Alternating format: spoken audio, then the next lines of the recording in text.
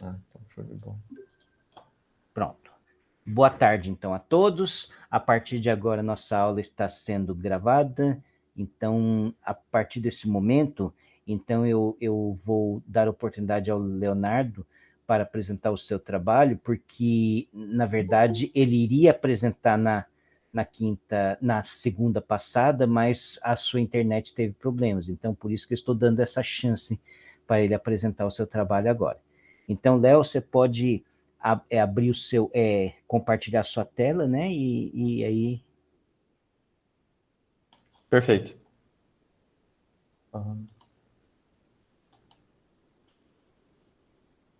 É melhor colocar uma janela? Como que é? Uma janela. Uma janela.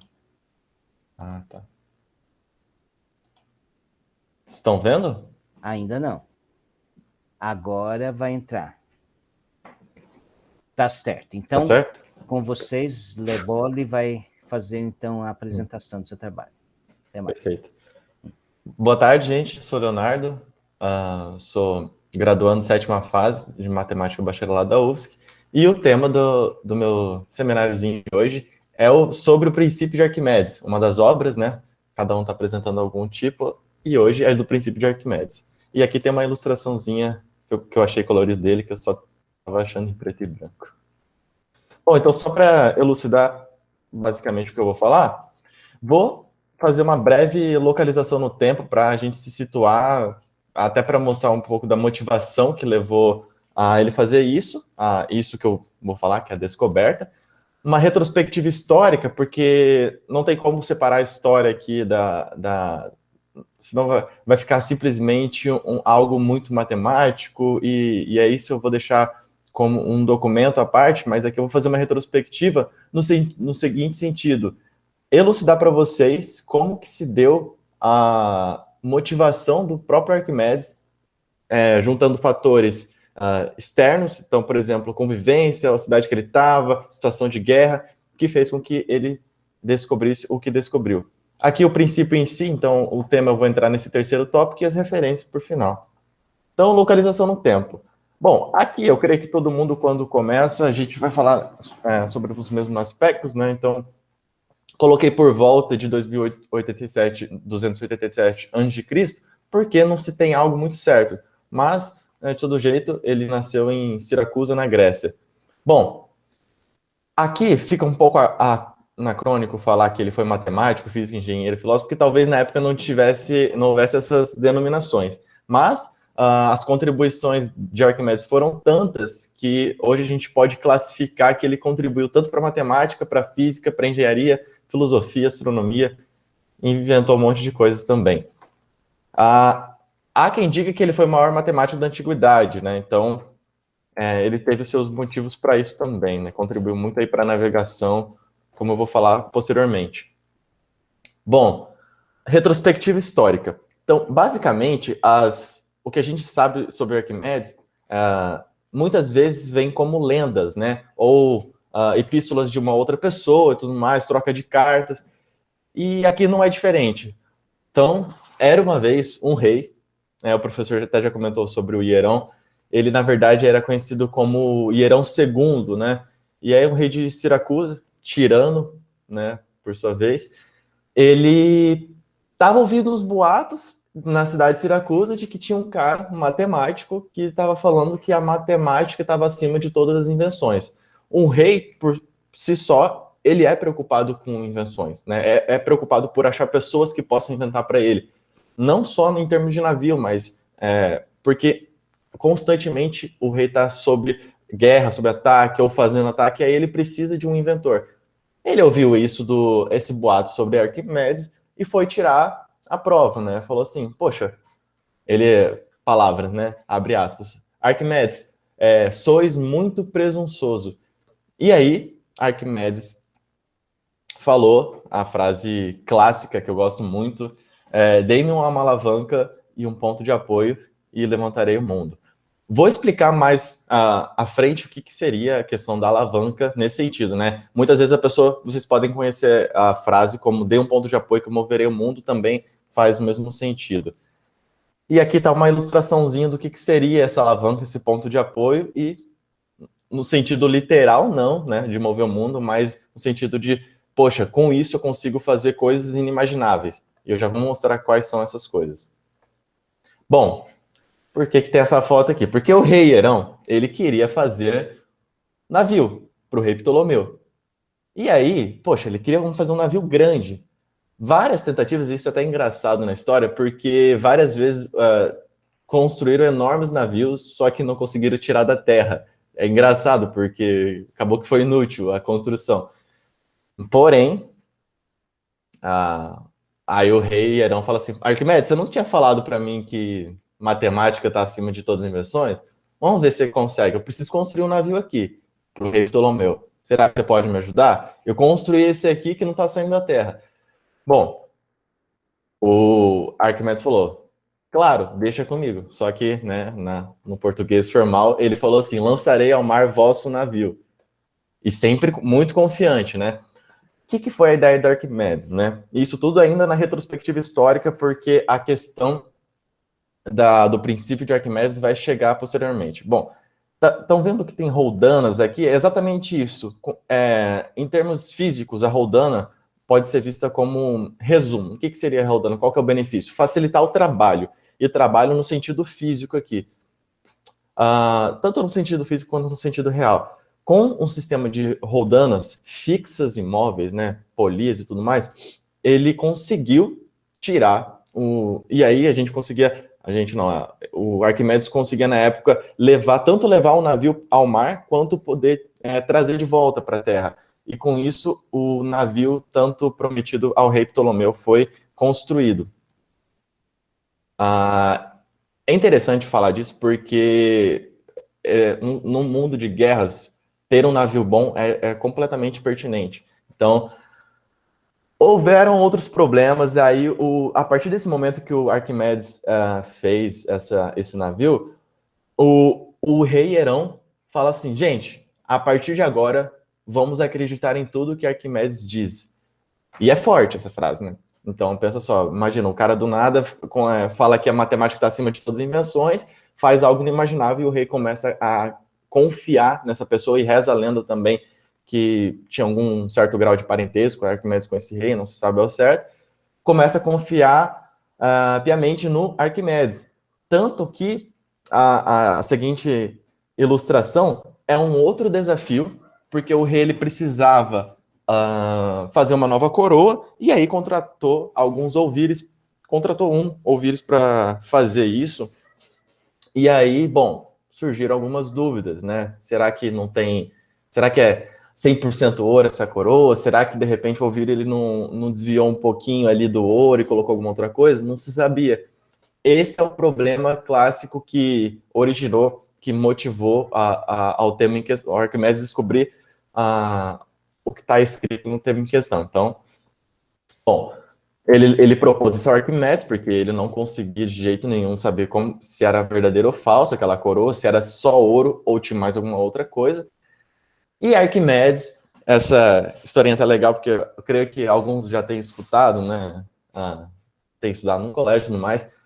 Arquimedes, num belo banho, em sua banheira, ele faz algo que, talvez sem querer, enfim, ele pula na banheira e com isso, dá até para ver pela ilustração que tem água para fora da banheira. Isso despertou uma ideia nele, e ele pensando no problema, né? Arquimedes costumava a pensar demais em problemas, inclusive, reza a lenda que ele escrevia enquanto tomava banho no próprio corpo, não sei com o que, não sei se era exatamente com a mão, com o dedo assim, sem nada. Tem gente que estuda no ar, assim, né? Mas ele pensava nos problemas assim o tempo todo, ele pensava demais, ele ficava completamente vidrado naquilo, a ponto de esquecer até de colocar a roupa, que eu já vou falar mais para frente. Então, ele pulou na banheira, percebeu que um pouco da água caiu para fora, nisso, ele conseguiu concluir alguma coisa. Bom, famoso Eureka vem em sequência, né? Através desse estudo da água na banheira que saiu para fora da banheira, ele conseguiu resolver o problema da coroa. O legal é como o interessante é como ele ligou essas duas coisas, né? E aí entra a famosa história de que Ele saiu pela cidade de Siracusa, pelado, comemorando. Ele estava tão vidrado no problema que ele saiu pelado, comemorando e falando eureka, né? Eureka do grego achei, encontrei, descobri, né? E, enfim, aí tem essa ilustraçãozinha aqui que eu censurei. Beleza. O princípio enunciado pelo Arquimedes é esse. Todo corpo mergulhado num fluido em repouso sofre por parte do fluido uma força vertical para cima, cuja intensidade é igual ao peso do fluido deslocado pelo corpo. No português mais cotidiano aqui, ele pulou na banheira, ele percebeu que não tinha água vazada antes, né?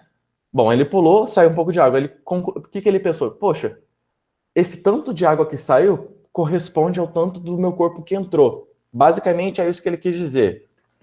E aqui tem um gifzinho que eu coloquei para vocês, para ilustrar o que seria isso, o eureka do Arquimedes. Então aqui ele está na banheira, ele entra, aí sai um pouco de água, o que ele conclui? Genialidade, né? Como que conclui isso só de um pulo na banheira, mas talvez é bem interessante pensar nisso, que talvez para a gente seja algo muito trivial, porque a gente já estudou isso pronto, né? A gente não tem o pensamento de como que é criar isso, e essa criação que foi legal. E eu já vou explicar então para vocês o elo entre a banheira e o problema da coroa. Bom, a essa força a gente dá o nome de empuxo, né? Então, o Arquimedes, ele começou ali a criação da hidrostática. Ok, tá tudo muito bonito, mas como que isso foi comprovado de fato? Porque aparentemente, beleza, né? Ele pode ter dito isso ao rei, mas o rei fala assim, tá, mas como que eu vou confiar no que você tá me dizendo? Lembrando que o rei falou que a partir dali acreditaria em que o Arquimedes dizia, o rei Herão. Algumas coisas que vão ser precisas, então. Princípio de alavanca é uma outra obra de Arquimedes. Eu não vou entrar no mérito disso a fundo, porque esse aqui seria um outro seminário para explicar sobre isso. Mas, basicamente, o princípio de alavanca envolve um conceito físico chamado momento, que, cruamente, não é exatamente da forma que está aqui, mas a gente pode, só para efeitos de didática, a gente pode entender que o momento é igual ao produto da força pela distância. Força. Eu vou explicar no desenho que força que é essa, que distância que é essa. E aqui a gente vai ter a criação da balança, eu acho que talvez seja muito forte falar. Os químicos também tiveram suas criações, eu não sei quem criou primeiro, mas ele criou a dele baseada nesse pensamento da banheira.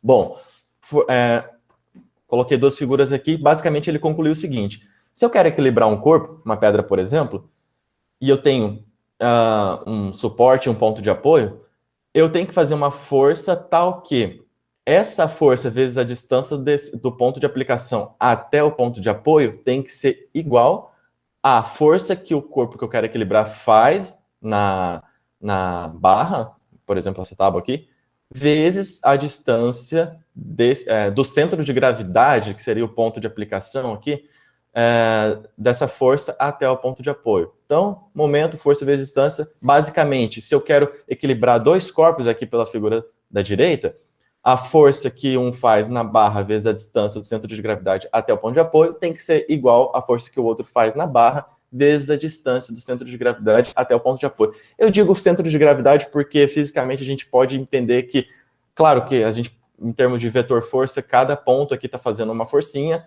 mas a gente pode juntar tudo isso e falar que o centro de gravidade é que está provocando aquela força, como se fosse uma força total. Bom, trazendo a figura de volta para explicar matematicamente para vocês o que está acontecendo. Se eu quero equilibrar esses dois corpos, eu estou falando que eles estão em equilíbrio, então o momento deles são iguais. Ou seja, força que um faz vezes a distância até o ponto de apoio é igual o que o outro faz até a distância do ponto de apoio. Perfeito. Eis aqui a criação da balança de Arquimedes. E olha que legal. Como que a balança é criada? Quando D1 é igual a D2. Quando essas distâncias são iguais, o que acontece? Pensa que D1 é igual a D2, eu posso cancelar, então F1 é igual a F2. Passar para o outro lado. Enfim, aritmética aqui. Então, se F1 é igual a F2, o que é força? Né? Massa vezes aceleração aí, segundo a lei de... Porém, qual que é a aceleração que a gente está trabalhando? Né? Aceleração da gravidade. Não estou entrando muito no aspecto físico, porque o que importa para a gente é a conclusão que se dá para tirar disso. E lembrando que eu quero explicar o elo entre o Eureka da banheira com a resposta do... essa ponte é o princípio de Arquimedes, com a resposta do problema da coroa. Então, se F1 é igual a F2, quem que é F1? É a massa que o corpo 1 tem, vezes a gravidade que ele está submetido, que é igual à massa que o corpo 2 tem, vezes a gravidade que o corpo 2 está submetido, que está no mesmo local ali, tem a mesma gravidade. Posso cancelar G, que é a gravidade, então, portanto, a gente tem que M1 é igual a M2. E aqui está a criação da balança de Arquimedes, né? Pensa que a distância daqui até o centro é igual à distância daqui até o centro, então a gente tem basicamente falando, olha, os corpos eles têm o mesmo peso, a balança está equilibrada se os corpos têm a mesma massa ali. Poderia falar mesmo peso porque está submetido à mesma gravidade, mas é forte, é tão forte isso que Arquimedes falou, para aí, preciso fazer uma conclusão aqui, porque esse negócio está avançando rápido demais. Bom, o título não veio. Qual que foi a conclusão, então, que ele fez? Ele fez o seguinte experimento. Ele colocou... ele pegou, falou assim, olha, Hierão, me dá essa coroa aí, deixa eu, né, pesar essa coroa na minha balança, que agora ele já tem balança. Eu vou pegar a mesma massa da coroa, equivalente à mesma massa de barra de ouro. Não sei se exatamente foi barra ou se foi um pedaço, enfim. Mas vou pegar a mesma quantidade de coroa em massa e vou pegar em barra de ouro. Por quê? Ele vai fazer um experimento que vai mostrar pra gente se essa coroa é de fato verdadeira ou não. E para a gente entender esse experimento, eu só vou explicar alguns conceitos físicos aqui. Lembra que ele tinha definido o princípio dele, e aí o princípio dele envolve uma força que o fluido faz no corpo que está submerso. Bom, essa força é dado o nome de empuxo, e o empuxo é exatamente isso aqui. Mi vezes V vezes G, dependendo da situação, é ρ aqui, enfim, o que é isso aqui? Densidade do fluido, volume do fluido deslocado, que o Arquimedes, pela experiência da banheira, viu que é igual ao volume do corpo que entrou, ou seja, do corpo em questão, que está submerso, vezes a gravidade, que está submetido ao fluido. A densidade do corpo é igual à massa sobre o seu volume. E aqui, a conclusão que o Arquimedes tira é que força é quando, em termos de fluido, né? Quando que os corpos estão em equilíbrio, quando a força que o corpo faz no fluido, que ali, naquele caso, é igual ao peso, é igual ao empuxo. Então, o corpo está em equilíbrio quando a força que ele faz no fluido é igual ao empuxo, que é a força que o fluido faz nele. Isso é um corpo em equilíbrio no fluido, por Arquimedes. Bom, um raciocínio é o seguinte, e olha que legal. Empuxo é Mi vezes V vezes G. Perfeito. Mas quem que é V? V é o volume de fluido deslocado que o Arquimedes tinha concluído que é igual ao volume do corpo submerso. Bom, ele vai submergir os corpos nesse experimento. Então, esse V aqui, que é o volume do corpo submerso, é igual a esse V aqui.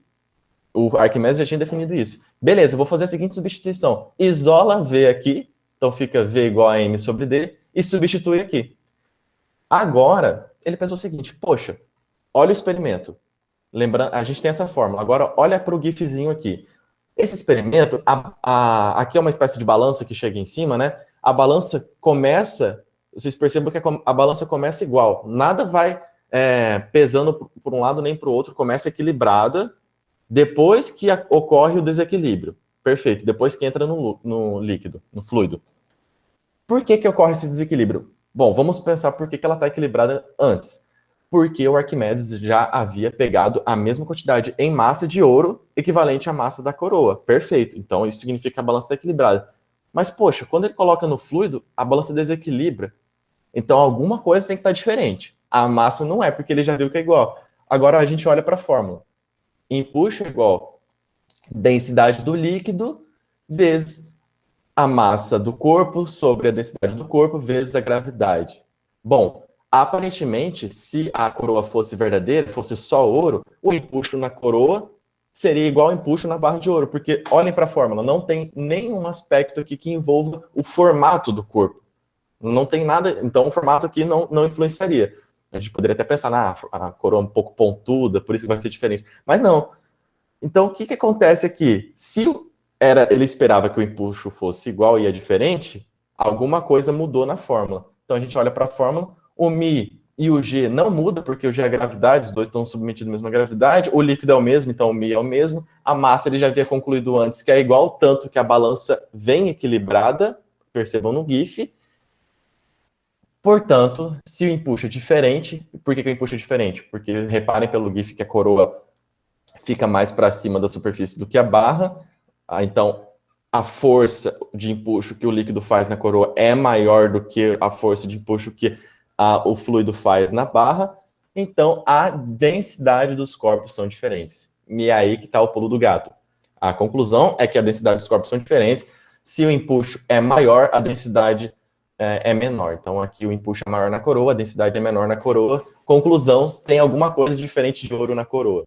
E com isso ele consegue responder ao rei Hierão, falando que, pô, tem alguma coisa aí, parece que ele concluiu que era prata, não sei se era exatamente isso, também é parte de uma lenda, né?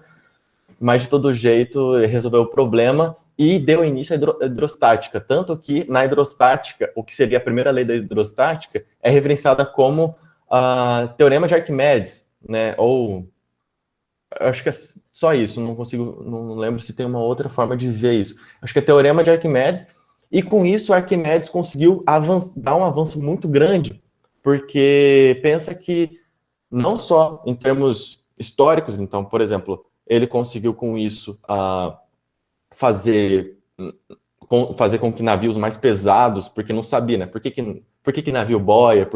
Né? Ele concluiu, a força que o fluido faz no navio tem que ser igual à força que o navio faz no fluido e tudo mais. E aí ele conseguiu, a partir daí, dar um avanço tão grande que ele usou a água como referência. Então ele começou a falar, poxa, a partir de agora, a hidrostática vai ter como referência a água e os corpos vão, se tiver mais densidade que a água, vai afundar, e se tiver menos densidade que a água, vai subir. Ou seja, tirou aquele mito de que a massa era o carro-chefe para decidir se o corpo ficava submerso ou se boiava. E aí, a partir daí, o Arquimedes deu início, que a gente chama de hidrostática. Só não entrarei a fundo aqui porque isso faz parte de uma outra obra do Arquimedes, que eu acho que é Fluidos alguma coisa, não lembro ao certo o nome, que fala sobre equilíbrio de corpos. E aí, corpos em fluido, corpos em princípio de Pascal. Bom, quero agradecer a vocês, deixo as minhas referências aqui, eu usei 3 livros como referência. Um deles o professor até já falou com a gente, né? O do Ives, é muito bom esse livro de História Matemática. Esse aqui é um outro que eu tenho, acho legal também, ele é mais curto que o Ives, porém ele traz coisas diferentes. E esse aqui é um livro de física para eu não falar besteira, né? De repente eu solto alguma coisa aqui que não é verdade, e aí eu consultei um livro de física aqui. Bom, é isso. Agradeço a vocês, ao professor, pela atenção. E tá aí o meu e-mail para caso alguém queira comentar sobre. Luiz levantou a mão, Luiz Turco, pode falar. Não, eu cliquei errado, foi mal aí. Tá. Então, só fazendo uns comentários, Lebog. Você pode parar a apresentação? Claro, eu achei que fosse perguntar da apresentação. Não, assim, vou fazer alguns comentários assim, gerais. Que assim, tem alguns anacronismos na sua apresentação. Por exemplo, certamente o Arquimedes, assim, a questão da gravidade. Gravidade não era considerado, assim, essa coisa, peso como força, como a gente entende hoje, isso é uma questão muito posterior, e, na verdade, a própria noção, por exemplo, isso é galileano, basicamente, assim, até toda a Grécia, toda a física entre aspas, porque como você falou, a palavra física, muito embora existia, physis, né, que quer dizer natureza em grego, não era assim.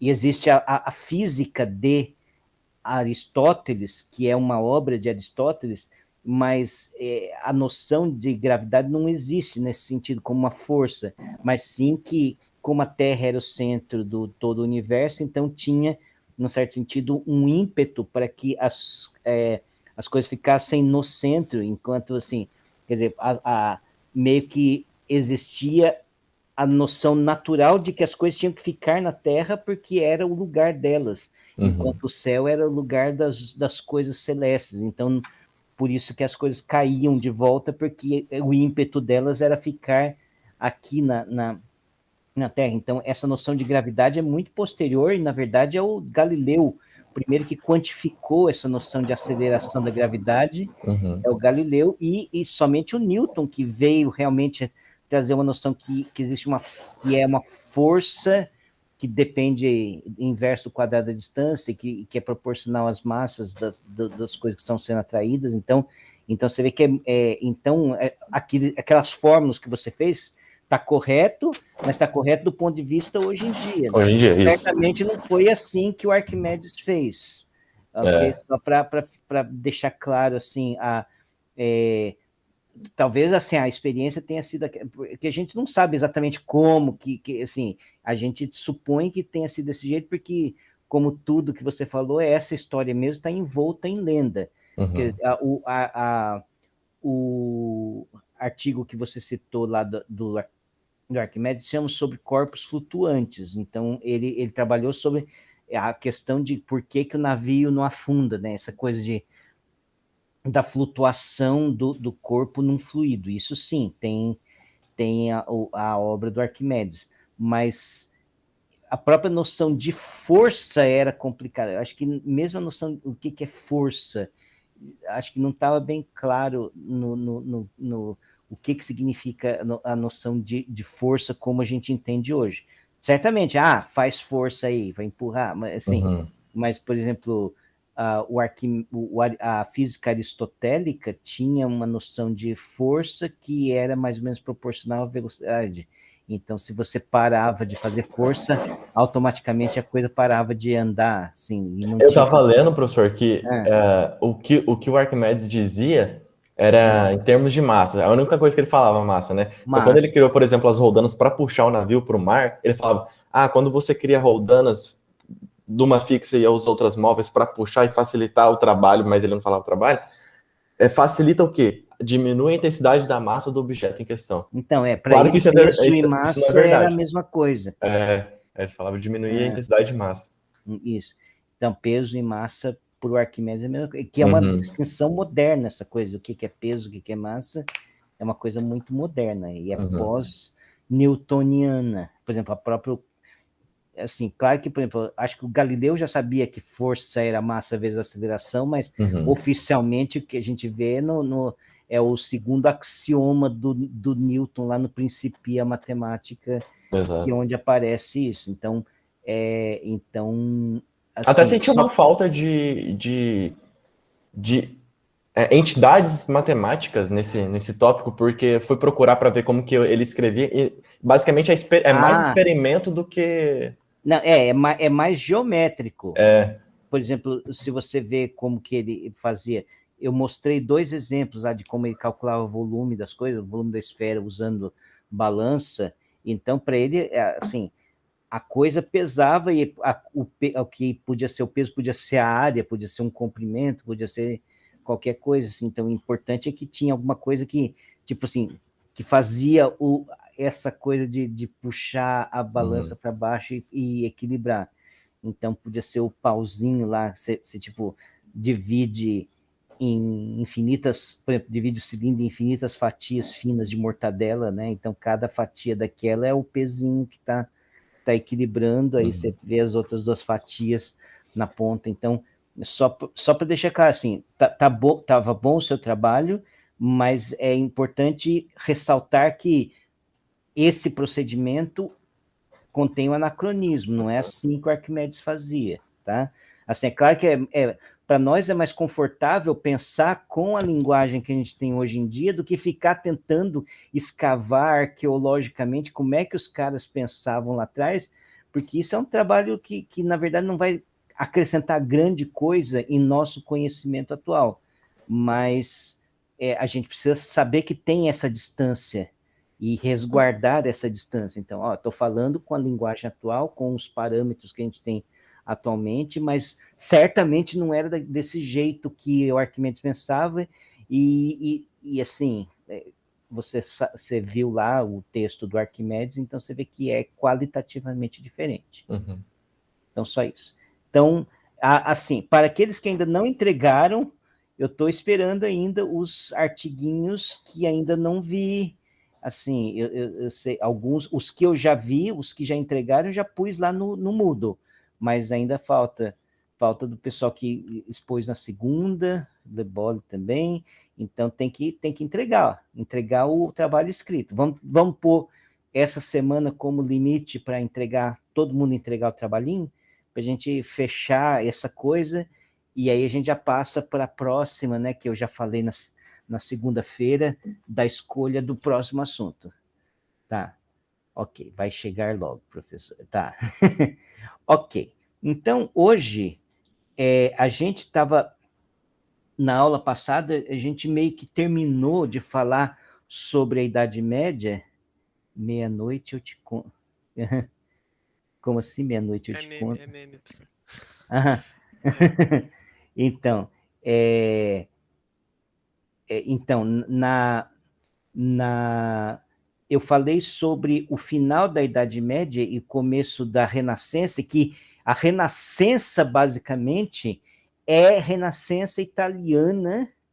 Aí a gente vai ver que a Alemanha, assim, no século XIV e XV, basicamente é o auge então, os anos 1300 e pouco até 1400 e pouco, basicamente é a Itália que estava no auge, exatamente por causa do grande sucesso comercial das cidades-estado italianas, Veneza, Florença, Gênova, todas com o Oriente Próximo, antes da queda de Constantinopla, que foi em 1453. Então, aquilo era assim, o que estava florescendo. E onde tem dinheiro, também, a priori, é onde se pode ter um desenvolvimento artístico e cultural. Tal. Então, no certo sentido, a Itália é a que mais se beneficiou desse primeiro momento.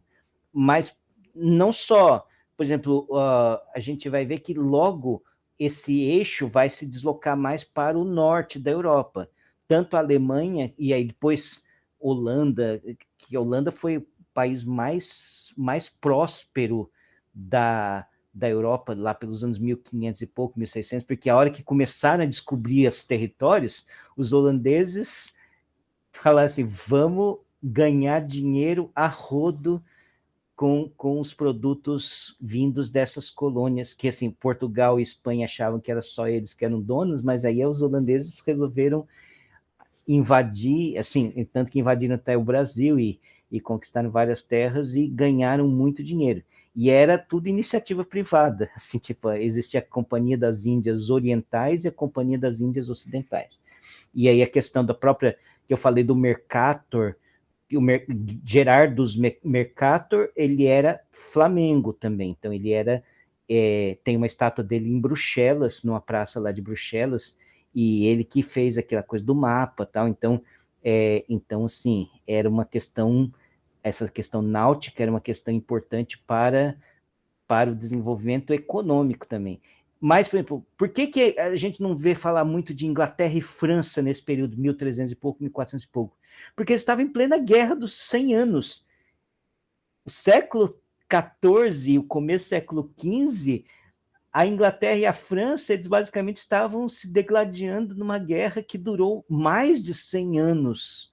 Então, efetivamente, tem pouco desenvolvimento nesse período, nesses dois países que depois acabam se tornando os mais importantes da Europa também, e a Itália vai ficando em segundo plano, depois no século XVII, XVIII, a Itália vai perdendo a sua importância relativa em relação aos outros países do norte. Mas agora, nesse momento, século XV, 1400 e lá vai pedrada, é a Itália que está bombando, inclusive em termos de matemática. E hoje nós vamos falar de um assunto que realmente estava super na moda na Itália, que é a resolução de equações algébricas. Então eu vou começar a minha aula. Vocês estão vendo já? Peraí, deixa eu entrar. Sim, professor. Sim. Então, o romance das equações algébricas Na verdade, eu peguei esse título de um livro que eu tenho, que depois eu vou fazer, eu estou prometendo já há algumas semanas esse vídeo sobre dicas de livro, e acho que esse é um livro bem legal, ele é escrito por um engenheiro, assim, eu vou ler aqui atrás, peraí, o Gilberto Garbi, ele é engenheiro eletrônico pelo ITA, e a sua carreira de executivo em empresas de telecomunicações por mais de 2 décadas o afastou do ensino da matemática, mas ao retornar com esse livro, reunindo verdadeiras delícias da álgebra, ele comprova que do primeiro teorema, um matemático nunca se esquece. Atualmente é presidente da NEC do Brasil. Bom, isso aqui já faz algum tempo, esse livro não é tão recente assim, deixa eu ver de que ano que ele é. Ele é de 1997, então já faz mais de 2 décadas que esse livro está no mercado, nem sei se existe hoje ainda, assim, novas edições, provavelmente sim, mas, então, ele é um livro que fala basicamente sobre a história desses homens que eu coloquei na tela, que tem mais, né? Depois ele vai mais longe, chega até o Galois, fala de bastante coisa. Mas esses são os nossos personagens principais. Então eu coloquei aqui em perspectiva, assim, com as datas de nascimento e morte. Então vejam que o Scipione del Ferro e Niccolo Fontana, quer dizer, o Scipione del Ferro é o mais antigo. Ele nasceu realmente em meados do século XV e morreu na terceira década do século XVI. Então, mas o Fontana, que é o Tartaglia, e o Cardano, eles nasceram basicamente quase muito próximo. E então, assim, o Cardano, de todos esses aqui, foi o que teve a maior longevidade e, num certo sentido, é o cara mais genial de todos. Esse aqui é realmente o polímata da Renascença, aquele homem considerado um renascentista pleno. E veja que esses 2 outros personagens aqui, o Ludovico Ferrari e o Rafael Bombelli, eles tiveram uma vida relativamente curta, e veja que o Cardano sobreviveu aos 2. Peraí, alguém levantou a mão? Foi eu, Zé e a... Desculpa, tá, eu ia perguntar disso. Estava muito pequenininho a imagem, pelo menos para mim, eu não sei se é porque... não, assim, que dentro daqui acho que não tem jeito de aumentar muito. Não, agora assim. aumentou. Apareceu de repente, eu não estava conseguindo ver nada, desculpa. Tá bom. A Lívia também tinha levantado a mão, pode... Ô, professor, eu fiquei em dúvida só, o Cardano, eu vou, acho que adiantar, não sei o que o senhor vai falar, eu gosto bastante da história do Cardano, do Tartaglia, né? A resolução que eles têm lá, e não era o Cardano que tinha chamado o Tartaglia para um duelo e o Tartaglia arrasou com ele? Então, não, tem várias... Primeiro, assim, vamos começar com o mais antigo. Vamos tentar... Eu também, assim, eu li as histórias, o Scipione del Ferro, que é o mais antigo, veja só que ele nasceu antes, assim, ele já tinha 36 anos quando o Cardano nasceu.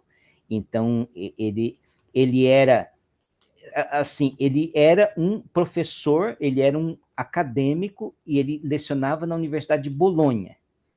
E ele, certamente, já tinha, pelo menos, a fórmula de resolução de um tipo das equações de terceiro grau. A gente vai ver que você... como eles não lidavam com números negativos, então, na verdade, do jeito que você representava equações algébricas, deixa eu ver se é na próxima página que tem. Veja só.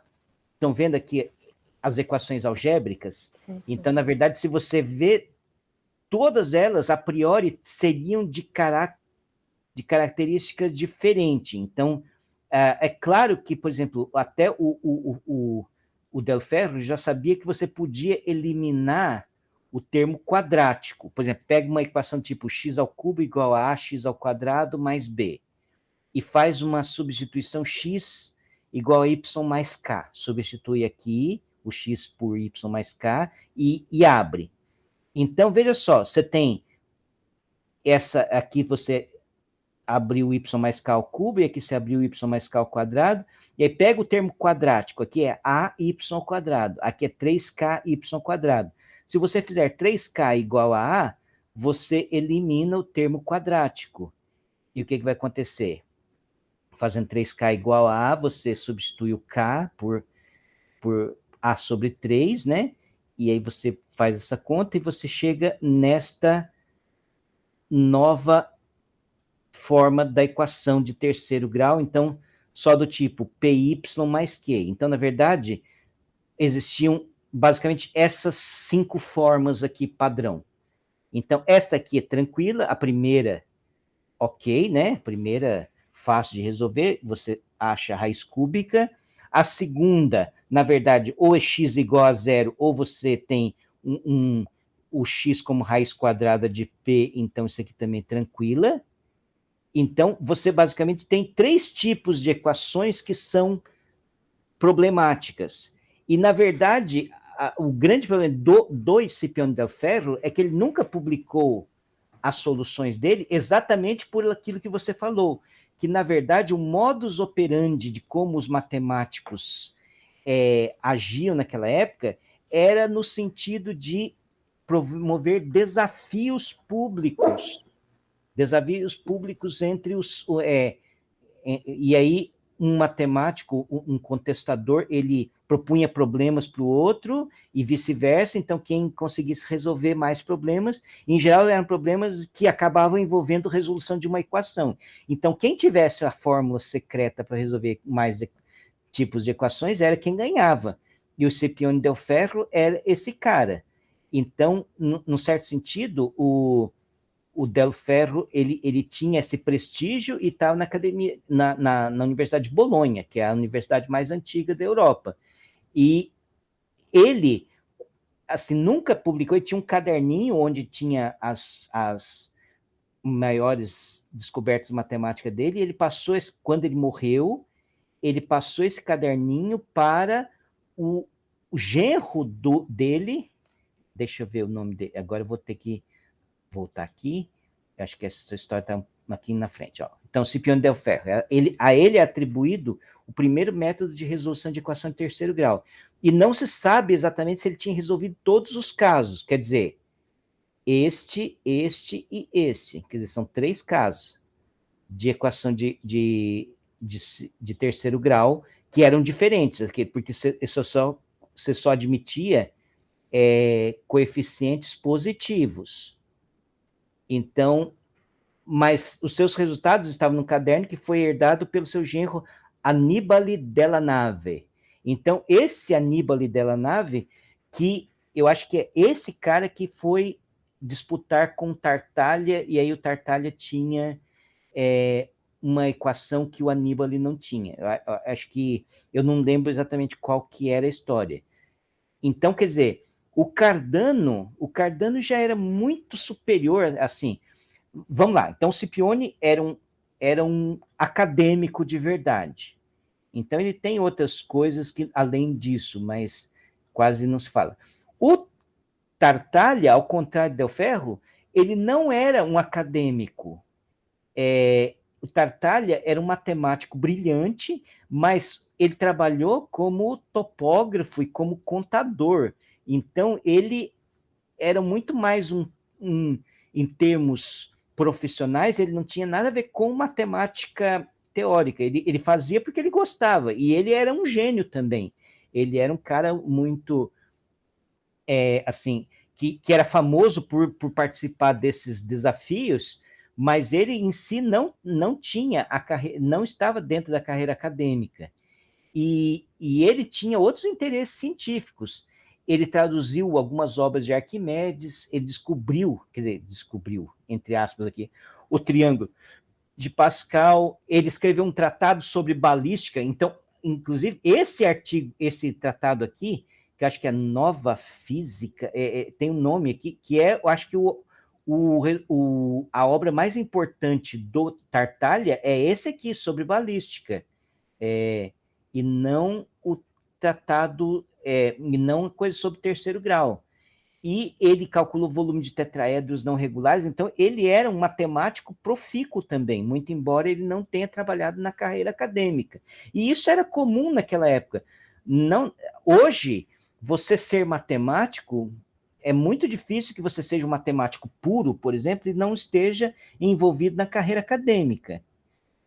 Claro, existem matemáticos que vão trabalhar na indústria, por exemplo, o Shor, o Peter Shor, que desenvolveu o algoritmo de Shor para computação quântica, ele era da AT&T, uma indústria, uma companhia multinacional de telecomunicações.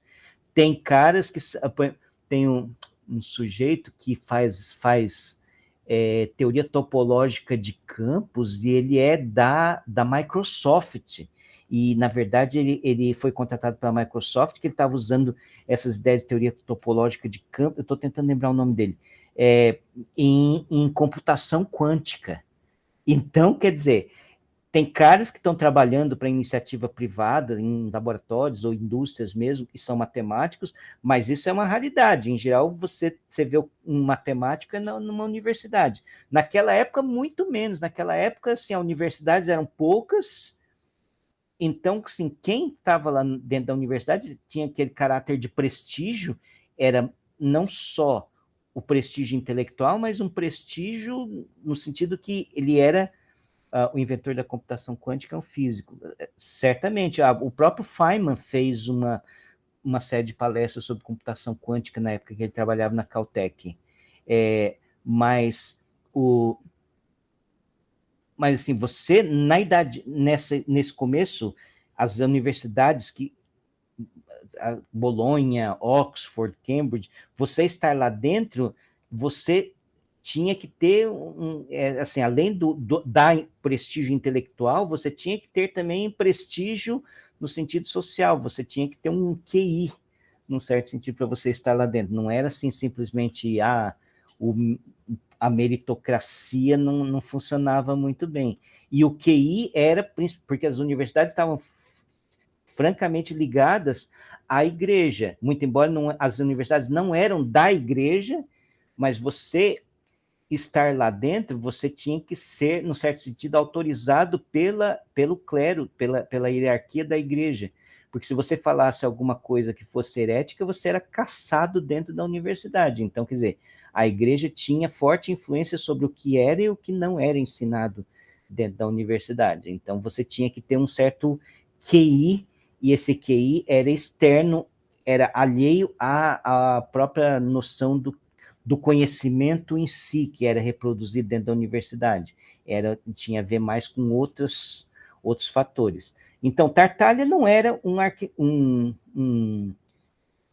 acadêmico, mas ele era um matemático brilhante.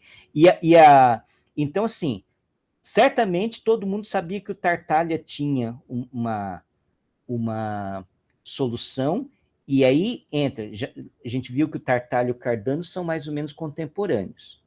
Então, o Cardano, então vamos avançar para ver se a gente fala do Cardano. Esse foi o cara mais genial de todos. Então, aqui tem algumas coisas que são atribuídas a ele. Muitas delas são meio anacrônicas. Ele é matemático, médico, biólogo, físico, químico. Por exemplo, a palavra físico não existia. Quer dizer, a palavra físico, em geral, estava associada com médico, mas também, isso é verdade, assim, não sei se vocês conhecem um livro e um filme chamado O Físico.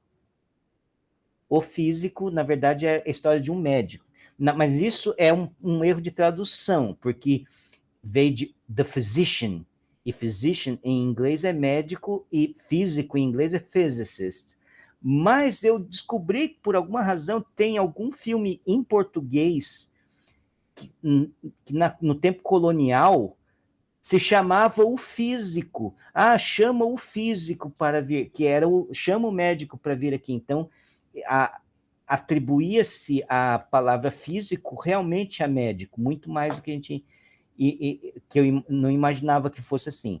Mas, por exemplo, a noção que a gente tem de física, a física que a gente aprende na escola e que se ensina hoje, é depois de Galileu, certamente. A palavra física tem esse conteúdo que a gente entende hoje como física, é a partir de Galileu, certamente.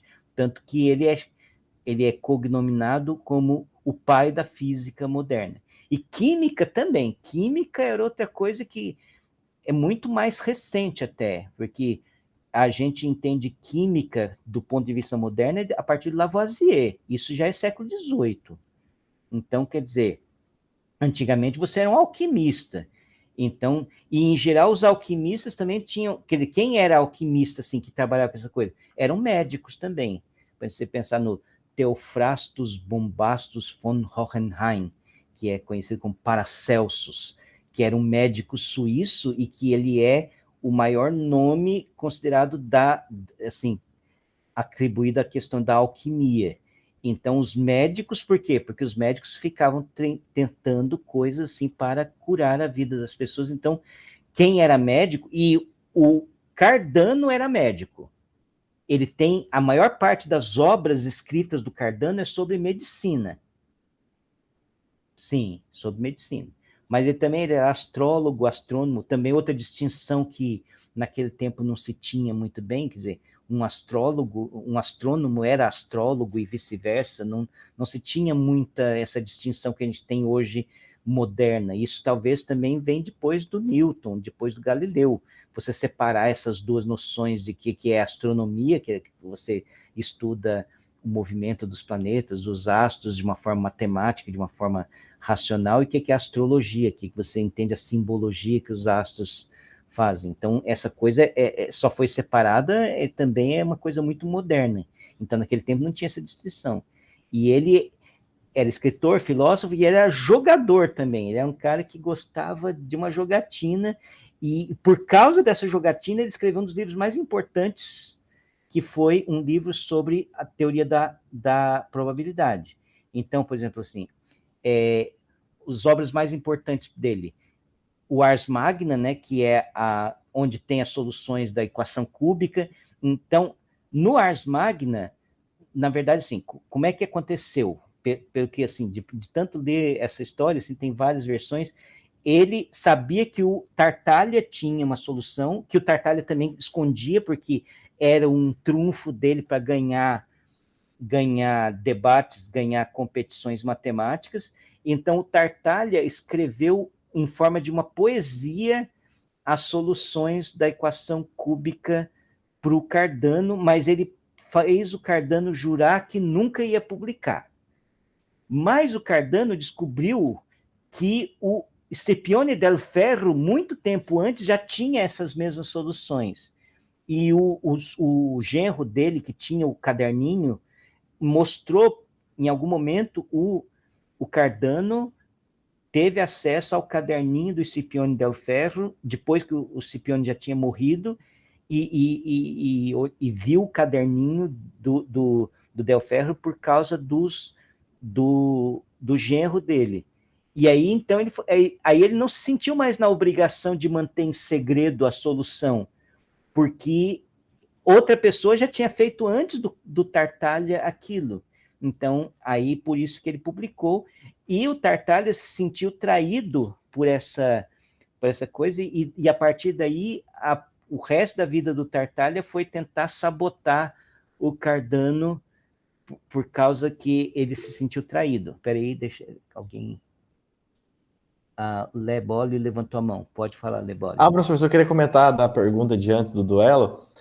O duelo veio aí nessa sequência, que daí o Tartaglia ficou com raiva, chamou o Cardano para o duelo, o Cardano recusou, aí o Del Ferro aceitou. Não, Del Ferro já tinha morrido. Na verdade, quem foi o Ferrari. O Ferrari, isso. O discípulo do Cardano. Isso, o discípulo aceitou e ganhou, que foi para resolver uma equação de quarto grau. Isso, porque e aí eu vou deixar aqui nos comentários, tem um livro muito bom que fala sobre isso, uma recomendação aqui. Fórmula secreta, Tartaglia, Cardano e o duelo. Que legal. Então, não sei se vocês estão vendo na minha telinha, aqui, ó, esse é o livro aqui, ó, o Romance das Equações Algébricas. Estou vendo. Legal. Esse aqui que é o livro. Eu tenho ainda a edição antiga, quando saiu lá, eu estava ainda lá em São Paulo, quando eu comprei esse livro, ainda estava no doutorado, quando eu comprei esse livro. Então, mas, Lívia, pode falar, Lívia. Não só, professor, porque eu não lembro se eu sabia que o Cardano tinha tido acesso a esse caderninho. Então, eu tinha um ranço dele até hoje, porque eu achava que ele tinha realmente roubado a fórmula do Tartaglia e eu tivesse pego com o nome dele, assim. Então, por isso que na hora que o professor falou... Não, na verdade ele nunca pôs com o nome dele. Ele atribuiu, acho que no livro está escrito que era do Del Ferro, e ele também mencionou Tartaglia no livro, assim, ele não falou, esta é a minha fórmula. Não, que ficou conhecida depois, não ficou? Como fórmula de Cardano, porque está no livro do Cardano, é o lugar onde foi publicado.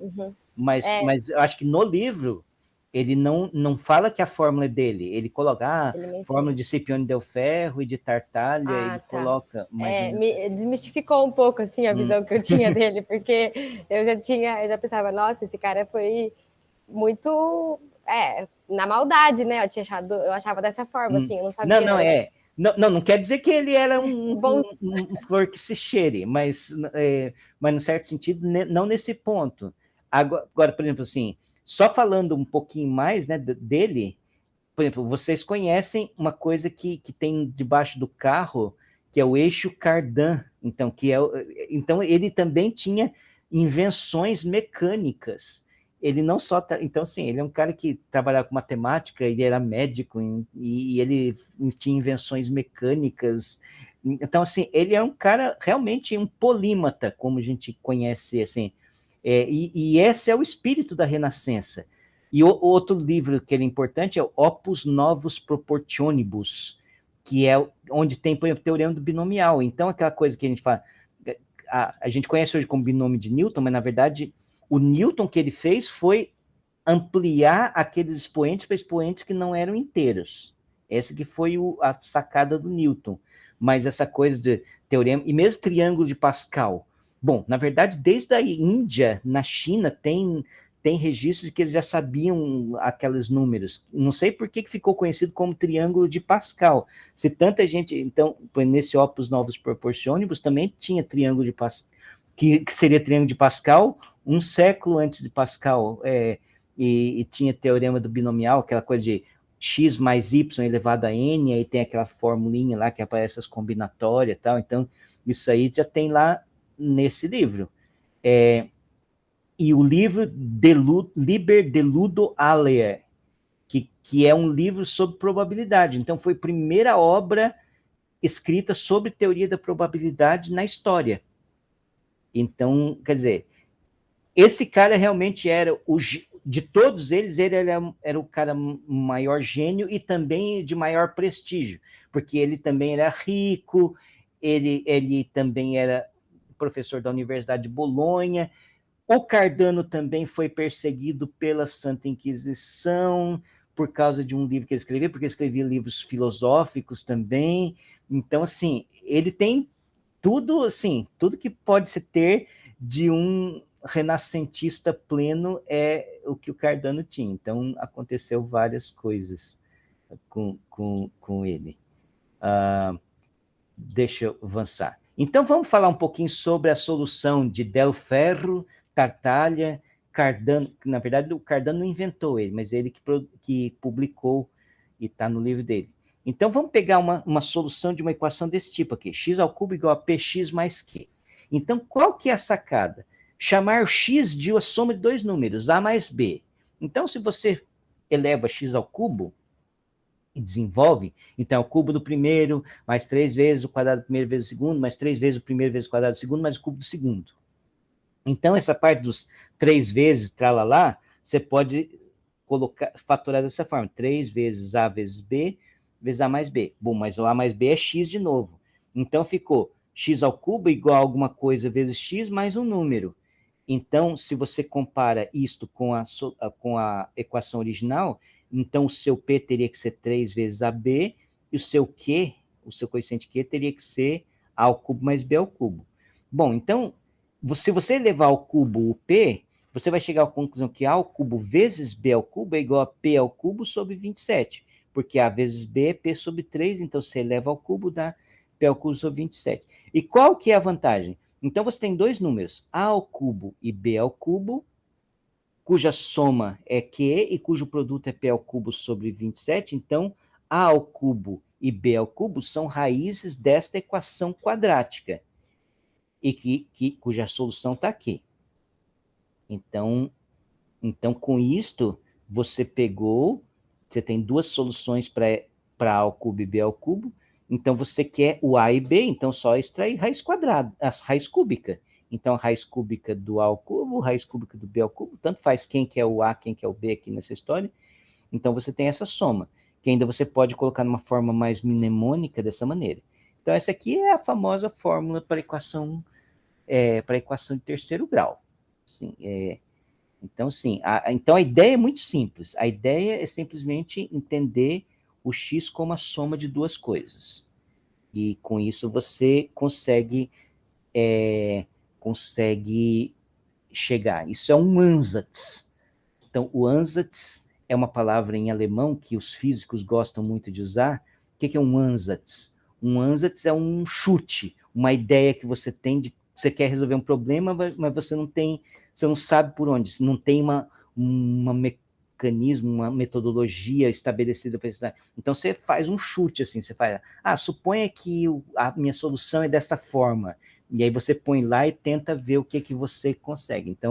Então físico usa muito essa palavra e usa muito isto para resolver essas coisas. Então você propõe um Ansatz, o Ansatz vamos supor que a solução é desta forma, e aí com isso você consegue pode ser que você tenha sorte suficiente, que se você for bom em propor o seu Ansatz, que você consiga solucionar o problema de forma total, né? Que você consiga achar uma solução geral, mas você primeiro teve que propor uma forma, talvez parece meio artificial, então é aquele truque que sai mesmo da manga, que sai da cartola, aquela coisa que é o pulo do gato, né? Que é a coisa que faz a gente se alegre quando faz matemática, por exemplo, que é exatamente aquele momento que a gente tem aquela sacada que ninguém mais teve, de fazer aquela substituição de variável que ninguém pensou, ou então de fazer aquele truquinho lá no meio das coisas que nossa, que legal, da onde que veio isso? Veio da minha cabeça. E quando a gente tem esses pequenos momentos de alegria na vida, é muito bom, né? É muito gratificante para a gente, como matemático, poder ter esses pequenos momentos. É claro que assim, a gente nunca vai ser um Cardano, nunca vai ser um Gauss, um Euler, nunca vai ter os momentos que eles tiveram. Mas a gente aqui, na nossa humildade, a gente tem pequenos momentos em que a gente consegue achar uma solução assim, nossa, que legal, consegui ter essa ideia. Isso é muito gratificante pessoalmente. Então vamos adiante. Então vamos falar do Ludovico Ferrari. Esse foi um discípulo, um menino prodígio, e foi um discípulo de Cardano. Ele, muito jovem, fala, pelo menos no texto que eu li, fala que ainda na adolescência ele conseguiu, quer dizer, então, portanto, ele era tipo menor de idade quando ele conseguiu um cargo de professor em Roma, por causa exatamente dele ser um garoto prodígio, né, um menino superdotado, e ele que foi quem elaborou a solução da equação de quarto grau, que está também publicado no livro do Cardano. Ele viveu pouquinho. Se vocês virem lá, ele nasceu em 1726 e morreu em 1700 morreu antes do... O Cardano sobreviveu. O Cardano nasceu em 1501 até 1576, e o Ferrari, ele viveu, assim, menos de 40 anos, assim, ele viveu pouquinho mesmo, e parece que ele morreu envenenado, então, e ele, assim, ele conseguiu muito jovem um cargo em Roma, depois ele largou, tipo assim, largou o cargo em Roma e acabou, assim, os últimos anos da sua vida ele estava em Bolonha, quando, acho que o Cardano, assim, aquela coisa do QI, né, conseguiu dar um carguinho para ele lá na Universidade de Bolonha, mas ele morreu muito precocemente. Mas ele fez, então, uma solução da equação de quarto grau. Aqui, ó, eu vou ser anacrônico. Então, isso aqui que eu estou escrevendo é anacrônico. Por que é anacrônico? Porque, na verdade, se você coloca assim, você está supondo que tem números coeficientes positivos ou negativos, então, isso aqui não existia. Você teria que dividir em vários casos, então eu não sei exatamente como, e os livros que eu pesquisei, aqui no Romance das Equações Algébricas, o livro que eu estava pesquisando isso aqui, não tinha claro como que ele fez. Ele já assumia uma forma que é o jeito que a gente escreve hoje. E certamente não é o jeito que o Ferrari escrevia. E, de novo, a gente pode eliminar o termo cúbico, fazendo uma substituição de variável, e aí cai numa equação que tem o termo quártico, o termo quadrático, o termo linear e o termo livre, o termo independente. Então, você elimina o termo cúbico fazendo uma substituição de variável. Então, vamos lá.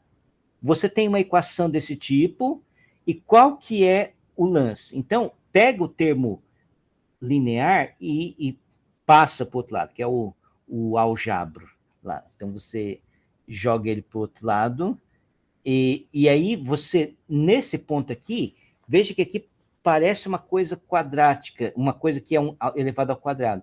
Do outro lado, você também adiciona um termo quadrático e um termo livre, então, desse lado fica como se fosse uma equação, uma coisa biquadrada, e aqui fica uma coisa quadrática. Então, o que você quer?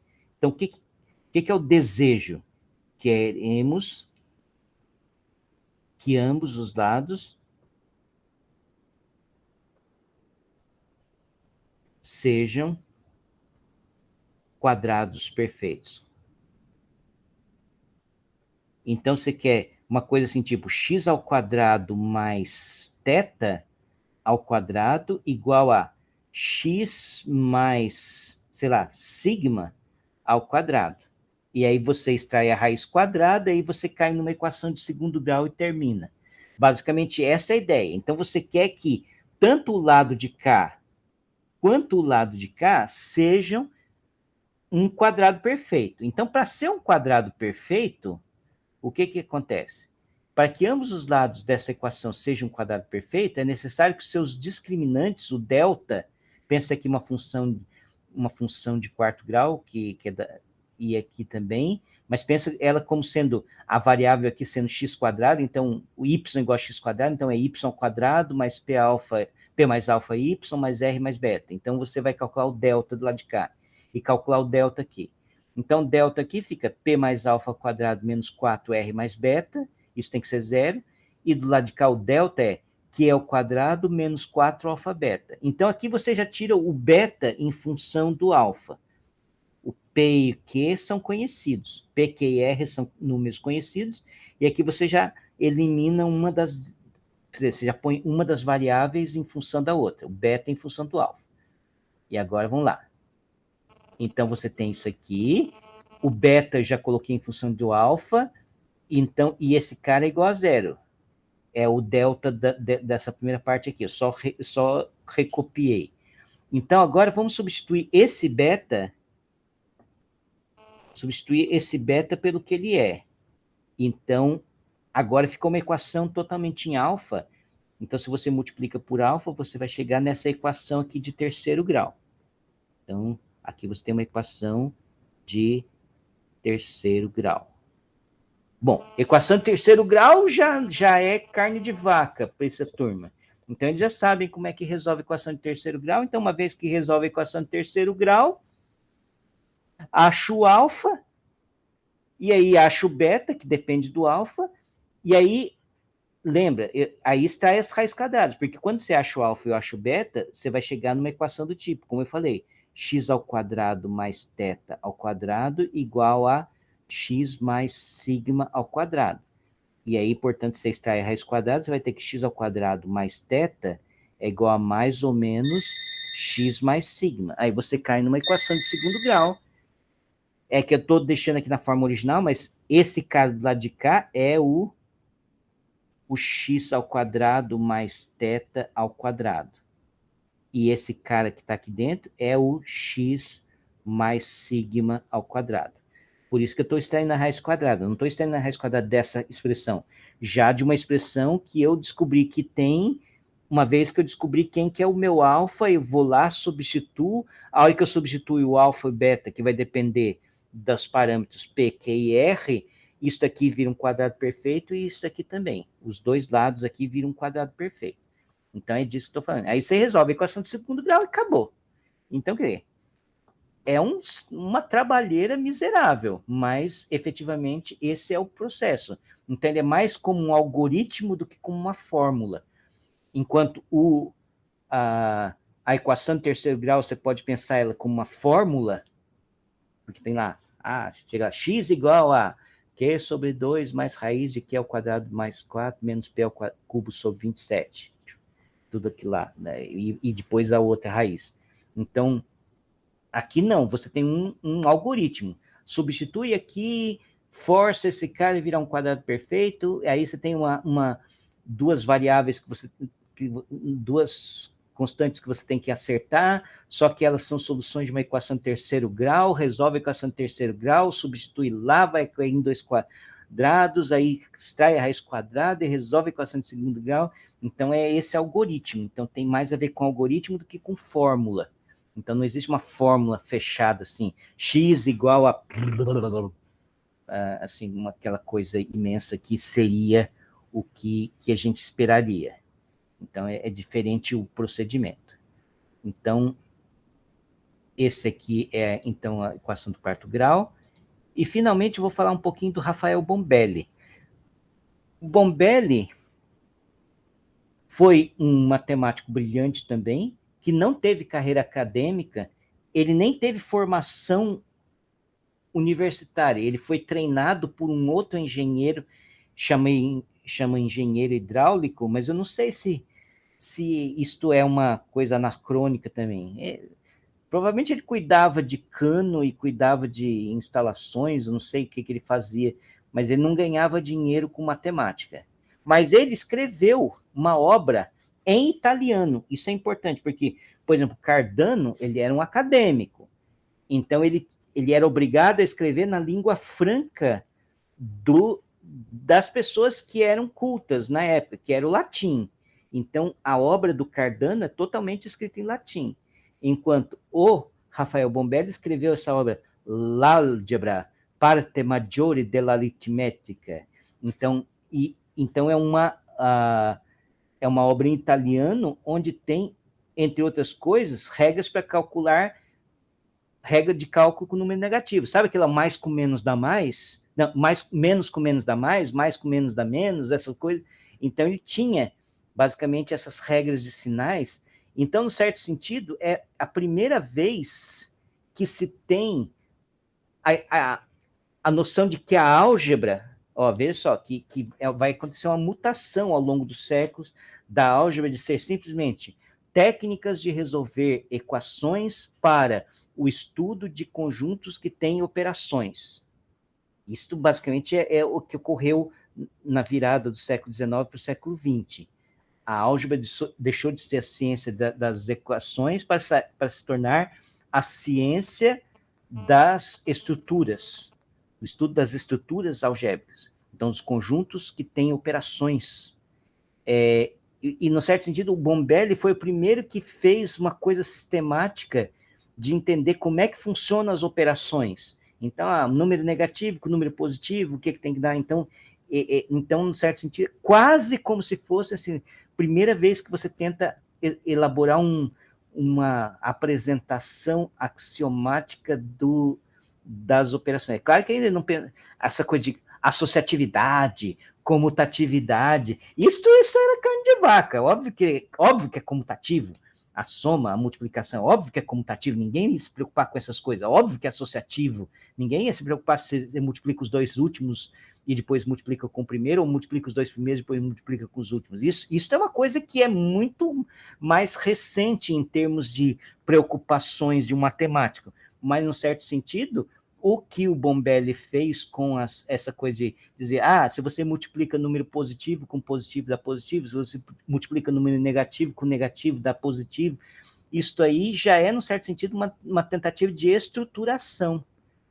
Então, está mais...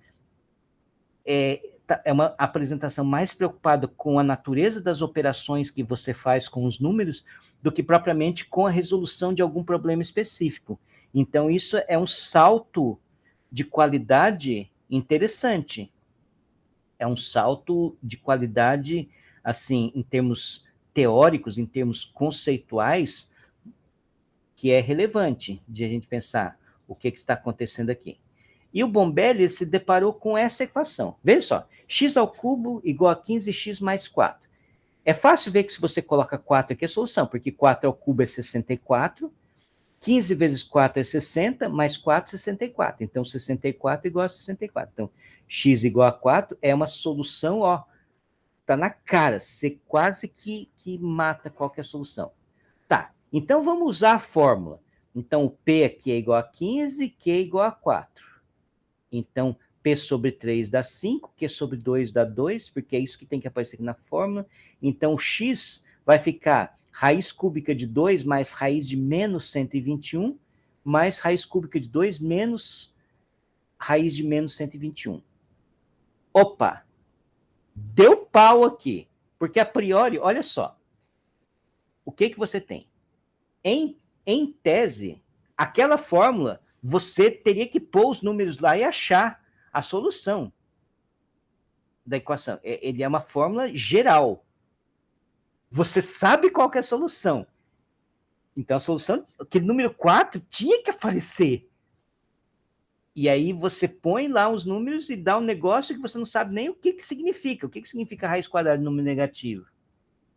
Então, veja que essa necessidade, que eu falei assim, muita gente, principalmente no segundo grau, no ensino médio, quando se ensina número complexo, como é que o cara começa? Por exemplo, um professor que vai ensinar. Ele fala, pega uma equação de segundo grau. Aí, x quadrado mais x mais 1, que a gente sabe que isso não tem solução.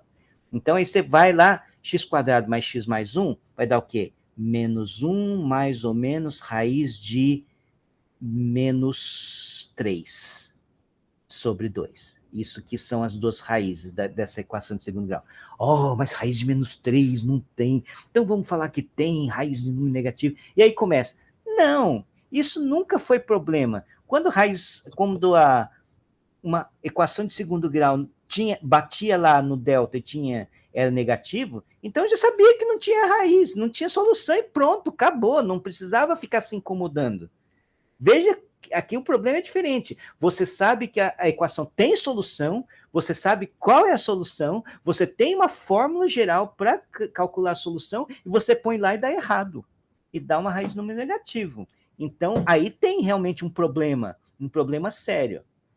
Certo? Então, veja que a matemática não surge de devaneios, mesmo, isso aqui é um problema intrínseco da matemática. Veja que não estamos falando de aplicações, não estamos falando de física, de química, não estamos falando de engenharia, não estamos falando de nenhum problema prático. É um problema endógeno da matemática. Você está resolvendo uma equação algébrica, que é um ser abstrato, matemático, que você sabe que tem uma fórmula de resolução, você sabe qual que é a solução, e você põe lá e não tem.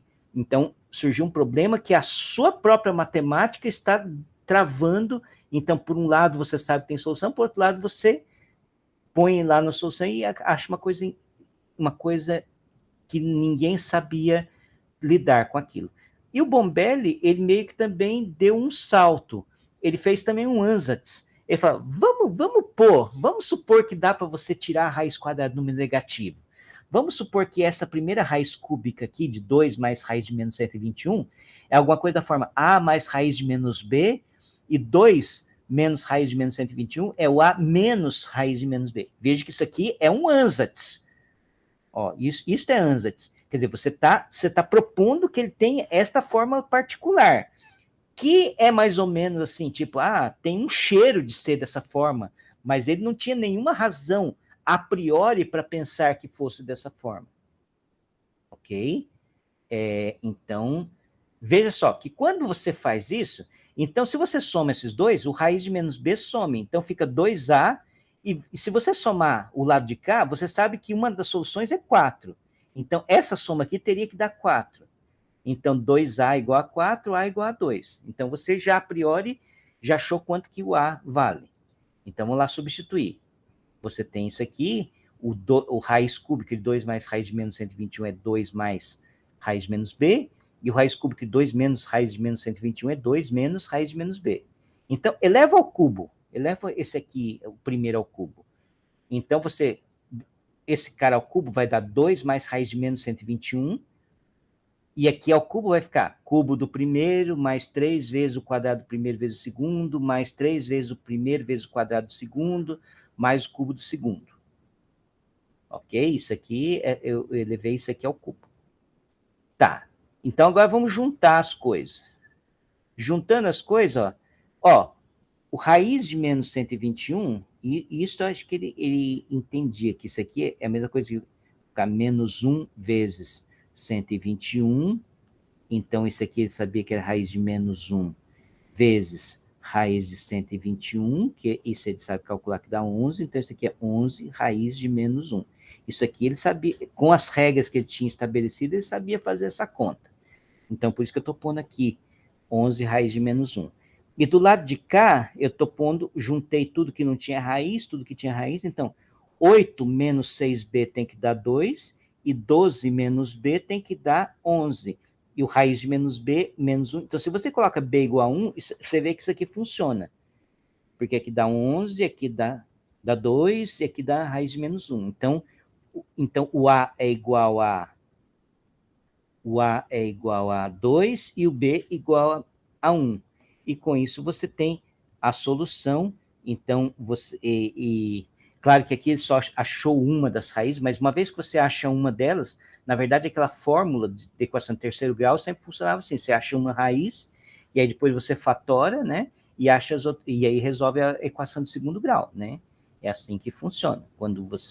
Porque você tem uma das raízes, então você fatora por x menos aquela raiz, né?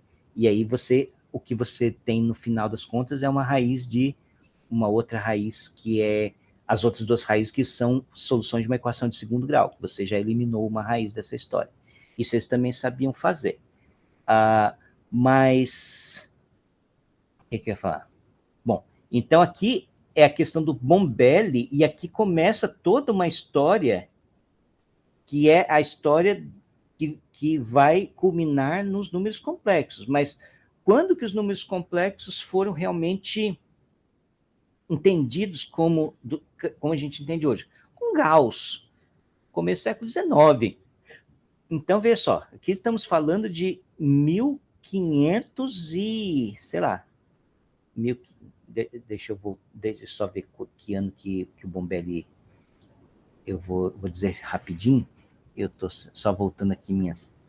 Ó, o Bombelli, ele nasceu em 1526, morreu em 1572, morreu antes do Cardano também.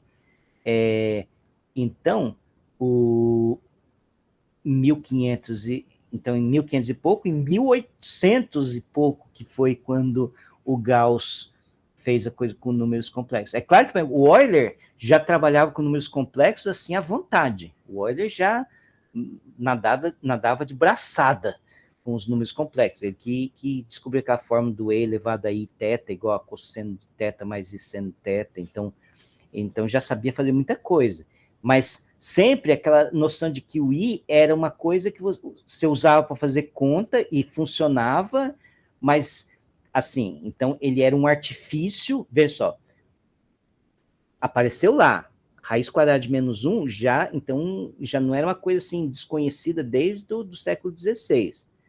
Mas era um artifício que você usava para fazer conta, para achar soluções de problemas que você sabia que tinha solução, mas então você tinha um caminho, como se você tivesse assim, aqui está a solução, aqui está o problema. Você tem que passar por um caminho tortuoso aqui, que aí depois você apaga, você não fala o que você falou, achei a solução. E esse caminho aqui pode ser ter minhoca, ter várias outras coisas assim, que você não fala o que tem nesse caminho aqui no meio.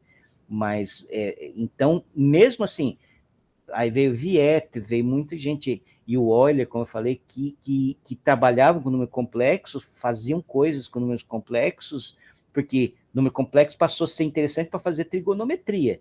A hora que você faz aquela coisa do e elevado a x, que é cosseno de θ mais seno de θ, então, por exemplo, para integrar funções trigonométricas, porque integrar função exponencial é fácil, que é só derrubar o expoente. Integrar função trigonométrica, potência de função trigonométrica é um horror.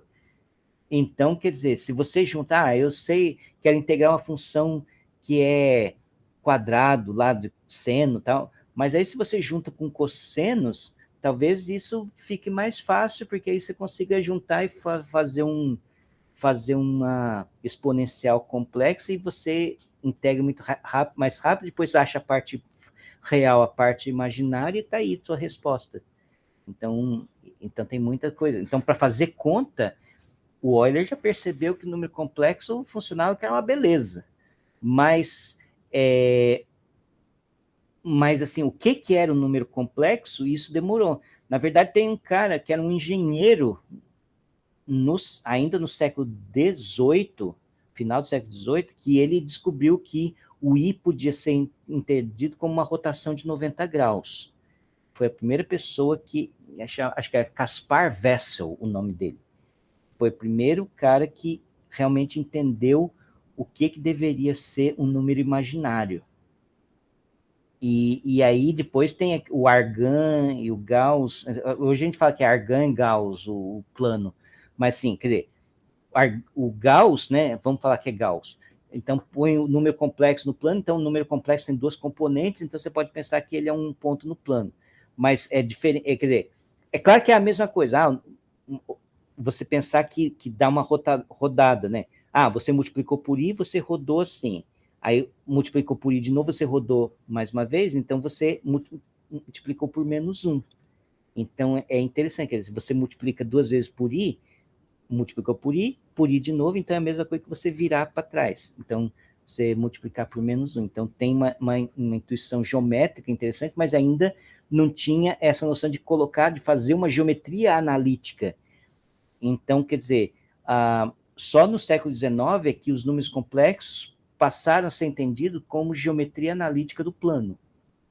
Como sendo, assim, você trabalhar com números complexos é a mesma coisa de fazer geometria analítica no plano. Isso é muito recente. E daí que depois motivou lá o Hamilton a tentar fazer uma geometria analítica em R3, só que ele não conseguia, ele foi para o R4, quer dizer, foi para a quarta dimensão, que inventou os quaternions, para tentar fazer a mesma coisa que os números complexos faziam no plano, fazer no espaço. Só que aí ele teve que ir para 4 dimensões. Para entender. Lebolic, fala. Professor, é que você comentou que não tratavam nessa época, não sei se é isso que o professor falou, não tratavam nessa época, 1700 e pouco, como o I como rotação, é isso que o professor falou? Porque Então, eu fiquei pensando que a fórmula de Euler, E elevado a π mais 1 igual a 0, o Euler já constatava que o E elevado a π e θ, desculpa, era a rotação, né? Não. Daí davam as soluções no círculo. Eram polígonos regulares. Olha, eu não, agora você, assim, eu não sei se o Euler tinha essa, porque assim, como é que você faz o E elevado a θ? Por forma de Taylor. Você Isso, expansão de Taylor. Então, quer dizer, até aí não tem nada que indique que tem uma interpretação geométrica. E mesmo o cosseno e o seno, na verdade, quando você multiplica dois números complexos, A mais BI por C mais DI, se você multiplica, o que dá? Na parte real, dá A mais BI, C mais DI. Dá AC menos BD e AD mais BC. E aí, se você vê isso aí parece muito com soma, cosseno de soma e seno de soma. Então, você pode... Aquele tipo de forma, do jeito que está fazendo ali, parece muito o jeito que você faz a fórmula do soma de seno e de cosseno. Então, acho que é meio ao contrário. Você quer expressar aquele cara ali como um seno e cosseno. Só que aí você pode pegar assim, mas se você faz a a ao quadrado mais b ao quadrado, isso pode dar diferente de 1. Então, você divide por a raiz quadrada de a ao quadrado mais b ao quadrado, então, aqueles números lá passam a ser um seno e um cosseno. Eu acho que funciona meio ao contrário, assim, é muito mais essa noção assim, esse cara aqui tem um cheiro de uma expressão trigonométrica. Sim, sim. Eu acho que o Euler percebia dessa maneira. Tem cheiro de trigonometria, mas não tem Agora você cheiro me pegou, não de... sei porque. Até eu vi que com as soluções, né, dessa fórmula de Euler, vão formando uma espiral, mas daí vai saber se isso é depois de Euler, se foi Euler que concluiu. Então, eu também, agora também estou em dúvida, assim, talvez não esteja falando a coisa certa. Eu tenho um livro aqui sobre Euler, né, que eu também vou falar aqui, Euler, the master of us all. Então, Euler, mas essa fórmula também é mais bela, né? Então, é o mestre... Peraí, deixa eu ver alguém... Deixa eu só colocar aqui. Zé, acho que não, pois eu dei uma lida no livro de álgebra do Euler, e para ele não era muito simples. Claro que uma equação polinomial de grau maior igual a 2 com coeficientes reais, se a mesma possui uma raiz complexa, então conjugado também é real. Ele fazia uma grande volta para concluir isso. Tipo, acho que não dele, acho que não concluiu que o elevado a pi se tratava de... tratava de rotações, né? Ele não tinha, talvez, essa visão geométrica, como eu falei, que apareceu. Tem um livro chamado The Imaginary Tale, que é a história do número I. E aí conta a história de que o primeiro cara que... Eu orientei um TCC sobre isso uma vez, e aí o primeiro cara que fez essa interpretação geométrica do I foi esse engenheiro, o Caspar Wessel. Então, assim, é claro que estava já... O Euler viveu 1700 e assim, naquele período lá do século. Pode ser que eles sejam contemporâneos, pode ser que um saiba do trabalho do outro. Pode acontecer isso, eu não sei exatamente o quão... Porque o Euler era o Euler. O Euler era o Euler. Enquanto Caspar Wessel era um cara que, assim, se você não tivesse ouvido, se eu não tivesse lido no livro que foi ele que fez isso, eu nunca teria sabido quem que era esse cara. Então, quer dizer, então você não sabe. Mas pode ser que sim, pode ser que o Euler tenha conhecido esse Caspar Wessel antes, então, mas pelo menos na obra do Euler, e pelo que o Zé falou, realmente não tem a indicação clara de que o Euler tinha uma visão geométrica de como é que era o número complexo, visto ele como a gente entende hoje. Acho que na época do Euler ainda não estava totalmente clara essa ideia. Então, assim, mas nunca se sabe... assim, as coisas que esses caras pensavam e que às vezes não escreviam, apesar que o Euler era muito prolífico, né? O Gauss, diferentemente, o Gauss, o Gauss, ele fazia coisas que não publicava, ele não publicava, ele fazia questão de não publicar. Então, assim, tem coisas que o Gauss tinha e que depois, assim, as pessoas iam falar para ele, eu descobri tal coisa. Claro, a gente já tinha feito isso há 20 anos atrás.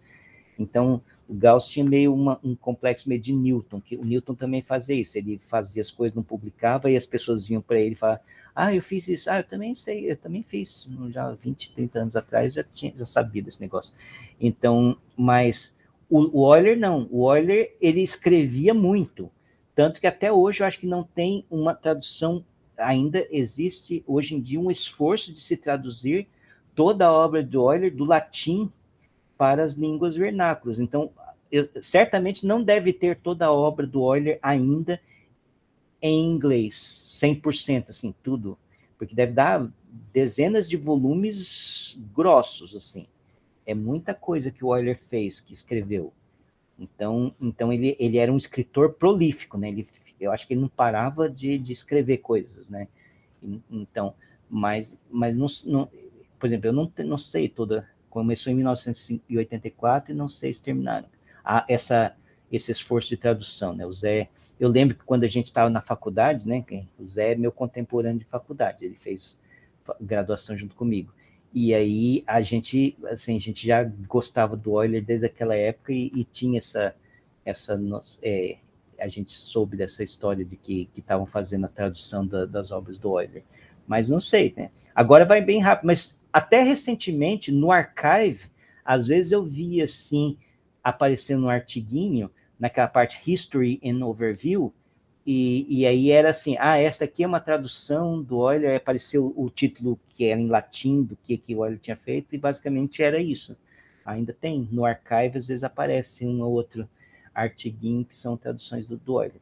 Mas, pô, a gente já passou lá pro Euler, mas assim, eu queria meio que fechar a coisa do... Assim, todo mundo que fez álgebra comigo, Luiz Turco, Marcelo, quem mais? Aqui, o Léo fez Galois comigo 2 vezes, certamente ele já deve ter ouvido todas as histórias que eu contei aqui de equação de 3º grau e equação de 4º grau e do Bombelli e tal, isso também. Mas eu sempre começo, a primeiro dia, quando eu dou álgebra 1, primeiro dia eu faço essa conta da equação de 3º grau e falo do Bombelli para falar dessa reviravolta teórica entre álgebra ser a disciplina que estuda as soluções das equações para a disciplina que estuda as estruturas, os conjuntos com estruturas. Então, que é como a gente entende a álgebra hoje em dia. A álgebra virou... E essa mutação que ocorreu mais no século XIX, por causa do Galois e por causa de outros caras que vieram depois, e que levou ao que a gente entende hoje. Então, quando você fala hoje, eu sou algebrista, não... Claro, uma pessoa que não sabe o que é matemática pode pensar, ele fica lá resolvendo equação, resolvendo um monte de equação. Não, certamente um algebrista não fica pensando nessas coisas, né? E assim, só uma curiosidade, assim, uma coisa que é minha, pessoal, que eu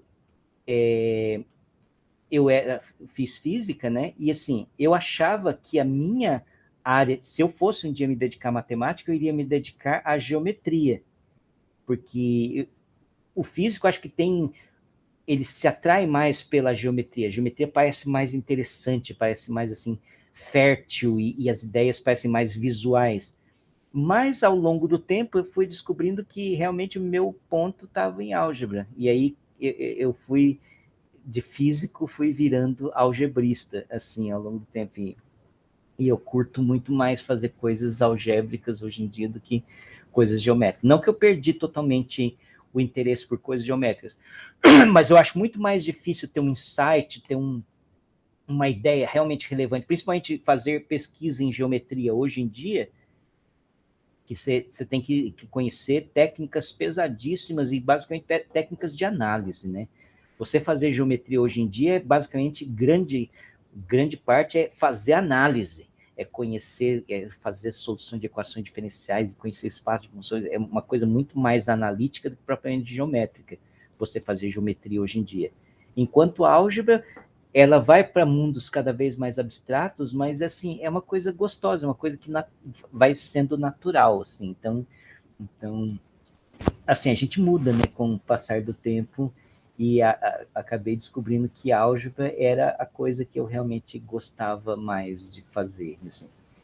E, obviamente, não álgebra, por exemplo, se eu lesse o livro do Cardano, quer dizer, eu não teria paciência de pegar um livro do Cardano, ou mesmo o livro Disquisitiones Aritmética e do Gauss, e tentar encarar aquilo, porque, primeiro por causa de notação, por causa de convenções, é outro mundo, é tão natural quanto a álgebra de Hopf.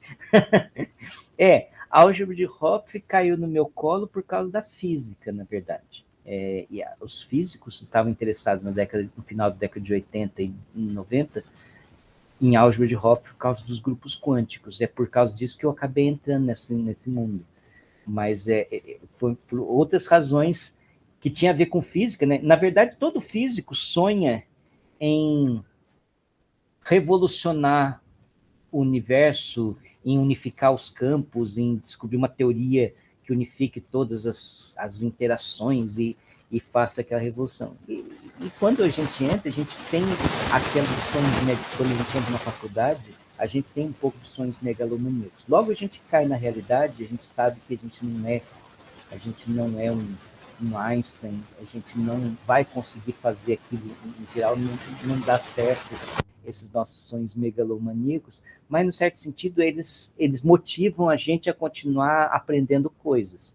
Então, é daí que surgiu, quer dizer, que tem essa sanha de aprender matemática nova, porque os físicos gostam de aprender matemática. Os físicos eles têm um certo fetiche por matemática, porque eles olham para aquilo assim, se eu aprender isso aqui, talvez eu consiga resolver os meus problemas. E, na verdade, não é. Os físicos começar a aprender um monte de matemática e começar a criar matemática nova, isso é uma coisa que é mais recente, que das suas técnicas em física surgiram coisas matemáticas, de matemática pura relevantes, mas para a física mesmo isso não produziu muita coisa. Mas, e aí, assim, a gente acaba caindo na matemática pela matemática, que é o que no final das contas, todo matemático faz, né? As aplicações, as motivações servem, sim, como uma motivação para você entrar no negócio, mas depois você até esquece que aquilo tinha a ver com física e tal, você acaba fazendo a coisa porque ela é bonita mesmo, porque você gosta de fazer aquilo. Ok? Deixa eu só... Bom, oficialmente terminou a nossa aula, eu vou só... para parar de gravar.